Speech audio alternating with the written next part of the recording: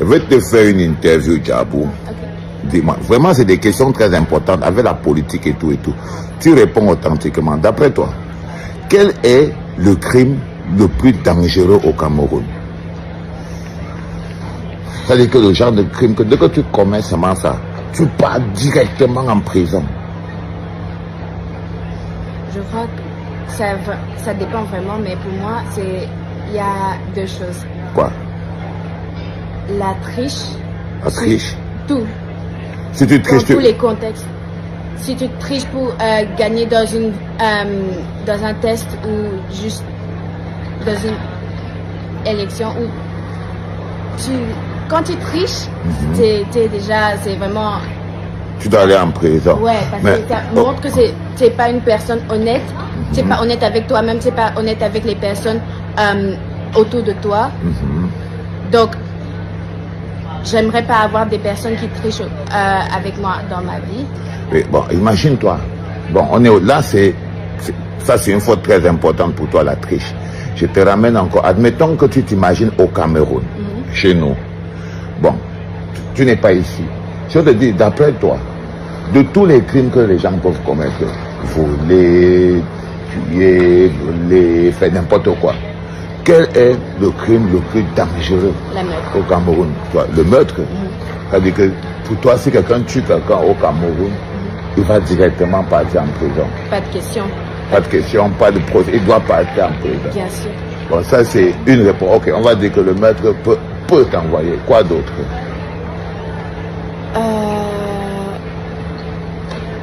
La vol, c'est aussi très mauvais. Le vol. Le vol est très mauvais aussi. Mais pour moi, ça dépend aussi de quoi tu voles et pourquoi tu le voles. Ah oui, ça dépend aussi. Le vol est dangereux, mais ça dépend de ce que tu voles et pourquoi tu le voles. Parce que ça peut justifier le fait que tu puisses voler. Bon, moi, je vais te dire quelque chose. Le crime le plus dangereux au Cameroun, c'est de déclarer son opposition à Paul Biya. Quoi? Pourquoi? Si tu dis par exemple que Paul Biya c'est un voleur d'élection, tu pars en prison directement. Pourquoi? Parce que, je ne sais pas, pour lui, il se prend pour un dieu au Cameroun. Pourtant, c'est un voleur d'élection, pas possible. Le crime le plus compliqué, est-ce que tu sais qu'on a arrêté un garçon de peut-être 17 ans ou 20 ans comme ça là, au Cameroun? Il s'appelle Patrick Mengue. On l'a arrêté pourquoi? Parce qu'il a fait un commentaire sur Facebook. Ça, c'est horrible. Bah oui. Bon. C'est vrai que son commentaire était quand même intéressant parce qu'en fait, tu vois, comme Paul Biya est trop vieux, c'est vraiment un type, il détruit tellement le pays. Et pourquoi? Parce qu'il est trop vieux et il s'accroche. Donc, il nous a tellement gagné, il a tellement gagné les Camerounais, on n'a jamais pu essayer de l'enlever, on a fait tout ce qu'on pouvait, mais il y a trop la corruption, la violence. Chez nous là-bas au Cameroun, tu sais qu'en prison, il y a beaucoup les opposants et tout. Ouais. Alors le petit Willy Mangela, il avait donc on attend maintenant que Paul Biya lui meure seulement. Par exemple, là tu vois qu'on est bloqué ici, là tu vois qu'on attend quoi? On attend seulement qu'il meure pour qu'on rentre aussi au Cameroun. Et il y a des milliers de Camerounais comme ça là qui attendent seulement qu'il meure pour dormir. Donc quand il tombe, on dit seulement que hey, attention, il est peut-être déjà tombé et tout. Mais les gens meurent autour de lui, ils ne meurent pas. Ouais. Je t'ai dit. C'est-à-dire qu'il y a un ministre, le président du Sénat est mort. Il n'est pas mort. Le président de l'Assemblée est venu mourir, il n'est pas.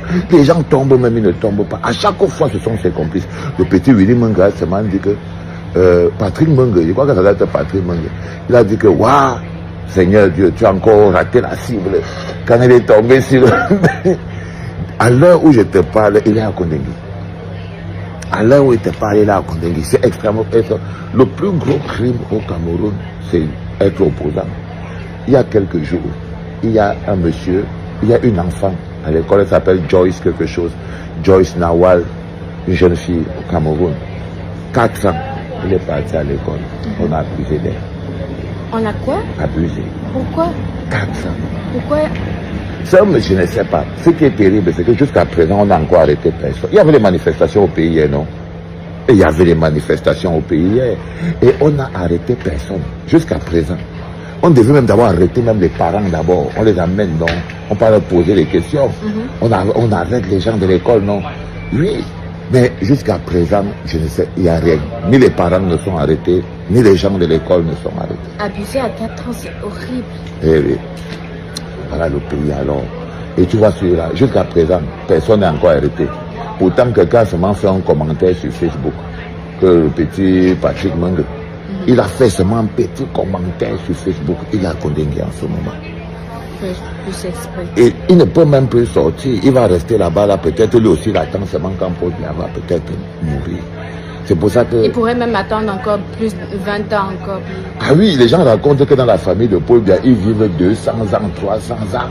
Et comme les Camerounais sont incapables de l'enlever au pouvoir et tout, parce qu'on attend seulement qu'il meure et tout, imagine-toi que le gars vit 400 ans. Maman, ça dit que non, on ne va jamais rentrer. On ne va jamais plus rentrer. Tu sais qu'il fait 400 ans, on ne va plus jamais rentrer.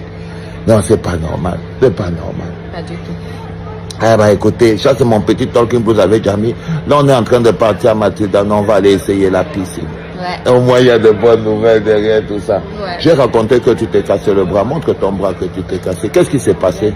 Comment c'est que ça s'est passé? Ouais, j'étais en classe de gym et je devais être au goal parce qu'on jouait au foot. Et j'ai essayé de sauver une balle et la balle a touché mon doigt et ça s'est cassé. Et les doigts s'est cassé. Et on t'a fait une anesthésie générale, Ouais. panique totale. Ouais. Totale, une panique. Oui, et j'étais en train de pleurer parce que tu n'étais pas là. Je t'ai demandé, ouais, papa, pourquoi ils ne laissent pas papa entrer? On dit que personne ne peut me laisser entrer et tout. Ouais. Et papa était là en train de vérifier. Bon, après, tu es parti te préparer. Bon, tu n'as pas mangé. Après, papa est parti faire quoi à la cuisine? Des vibes à la maison. Ah oui, papa a couru à la maison te préparer quelque chose. Mais tu n'as pas mangé. Mais j'ai mis tout ça au frigo. Mais au moins, tu m'as acheté des plantains, des chips de plantain. Des chips de plantain sucrés. Ouais. Sucrés, c'est Oui. tout. Des doux sucrés Ouais. chips de plantain. Allez, les gars, nous, on vient d'arriver proprement à Helsinki. Les enfants, I love it. Dites-vous que je vous aime de tout mon cœur et va vite dire que je les aime aussi. Je vous aime de tout mon cœur.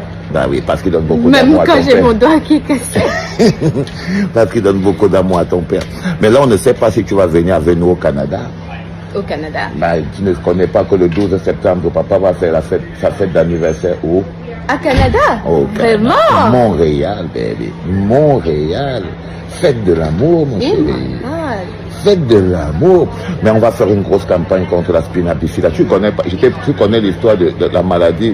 Je ne sais pas si tu parlé d'une maladie qui sévit beaucoup au Cameroun. Ça donne des malformations aux enfants. Il y a Et- beaucoup de maladies qui vont auto maintenant, mais c'est quoi? Ça s'appelle comment? Non, c'est spina bifida. Spina bifida. C'est quand ta maman ne prend pas l'acide folique quand elle est enceinte ou avant d'être enceinte et tout, et l'enfant naît avec les malformations. Les totales malformations. On va faire une campagne de ça au Cameroun. C'est très important. Il y a dans les villages pour que les femmes aient l'acide folique, pour que les mamans comprennent que bah voilà, si jamais les gens ont les malformations, les enfants naissent avec les malformations, c'est à cause de ce spina bifida et qu'il y a la solution, c'est l'acide folique. Ouais. Il n'y a pas seulement le problème, il y a aussi la solution. Ouais. Allez, let's go, on continue la route. Ouais.